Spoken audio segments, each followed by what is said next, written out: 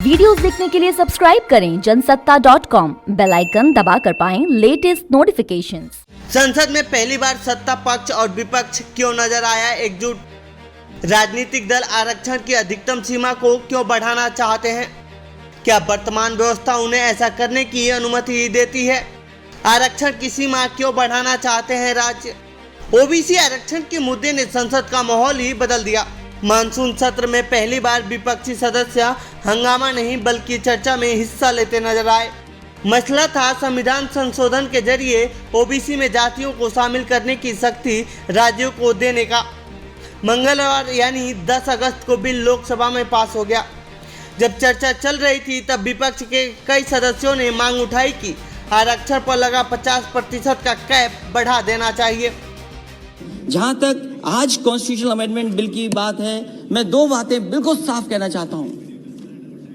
हम सब स्वीकार कर रहे हैं, सदन के जितने भी सदस्य हैं, ये भी अच्छा है कि स्टेट्स को मौका मिल रहा है, वो अपने आप फैसला ले सकते हैं किन जातियों को ओबीसी में शामिल करना है। लेकिन क्या एक ही जगह पर जब तक आप 50% की कैप नहीं बढ़ाएंगे तो क्या ओबीसी को पूरा अच्छा मिल जाएगा? आने वाले साल 2022 में देश के 5 राज्यों में विधानसभा का चुनाव होना है। इनमें सबसे बड़ा राज्य उत्तर प्रदेश है, जहां विधानसभा की 403 सीटें हैं। फिलहाल बीजेपी सत्ता पर काबिज है। माना जा रहा है कि जिस भी पार्टी को ओबीसी समुदाय सपोर्ट करेगा, राज्य में उसी की सरकारें बनेंगी। यही वजह है कि चुनाव में पिछड़ों के वोटों में पैठ बनाने की तेज होती होड़ में समाजवादी पार्टी ने भी पूरी ताकत झोंक दी है। सपा एक और पिछड़ी जातियों के सम्मेलन का सिलसिला तेज कर दिया है, तो वहीं पिछड़ों के सवाल पर भाजपा को भी निशाने पर लिए हुए है। वह जातीय जनगणना एवं पिछड़ों को उसका आबादी के हिसाब से हक न मिलने का सवाल भी उठा रही है।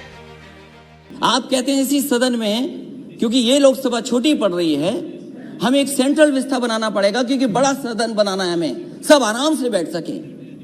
तो आप अपनी सहूलियत के लिए तो बना रहे हैं सेंट्रल व्यवस्था, लेकिन आरक्षण जो सबसे मूल भावना रही मंडल कमीशन की, उससे खिलवाड़ कर रहे हैं। कौन नहीं चाहता जाति जनगणना हो? माननीय सभापति महोदय, हमसे बेहतर किसी ने नहीं देखा होगा कि जातियों में नफरत अगर कोई फैलाता है तो ये भारतीय जनता पार्टी के लोग हैं जो नफरत फैलाते हैं। मुझे याद है चुनाव मत भूलिए, इन्होंने चेहरे आगे किए, इन्होंने चेहरे आगे किए कि ये ओबीसी मुख्यमंत्री होंगे, ये ओबीसी मुख्यमंत्री होंगे, ये ओबीसी मुख्यमंत्री होंगे। लेकिन जब मुख्यमंत्री बना तो कौन बना?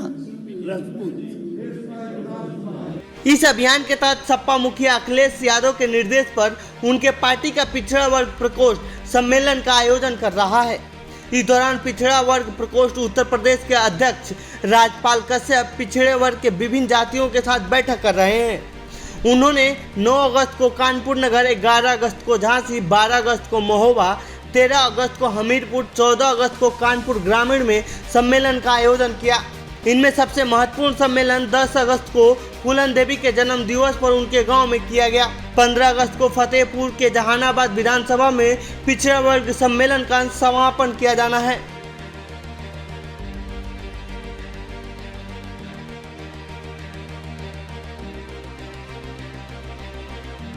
संविधान का 127वां संशोधन विधेयक 2021 के जरिए आरक्षण से जुड़ी व्यवस्था में बदलाव किया जाएगा।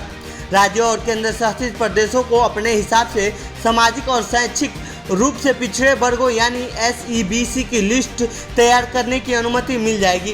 राज्यों को फिर से ओबीसी जातियों की लिस्ट तैयार करने का अधिकार मिलेगा। इसके लिए संविधान के अनुच्छेद 342A, 338B, 366 में संशोधन किया गया है। बिल पास होने के बाद राज्य सरकारें अपने हिसाब से जातियों को ओबीसी कोटे में शामिल कर सकेंगी।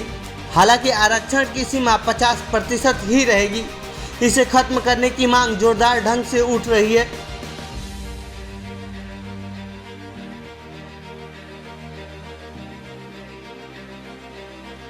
संसद में सरकार को यह विधेयक पारित कराने में मुश्किल नहीं आएगी।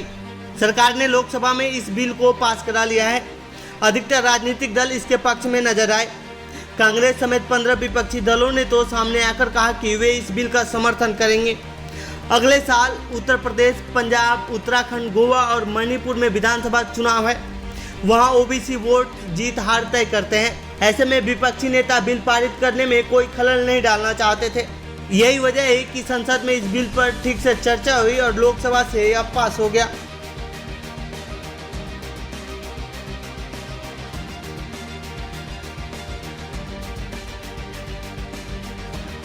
साल 1992 में सुप्रीम कोर्ट ने इंदिरा साहनी केस में ऐतिहासिक फैसला दिया था।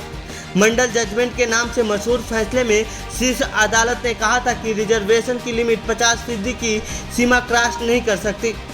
सुप्रीम कोर्ट के मुताबिक संविधान का अनुच्छेद 16(4) कहता है कि पिछड़ेपन का मतलब सामाजिक पिछड़ेपन से है।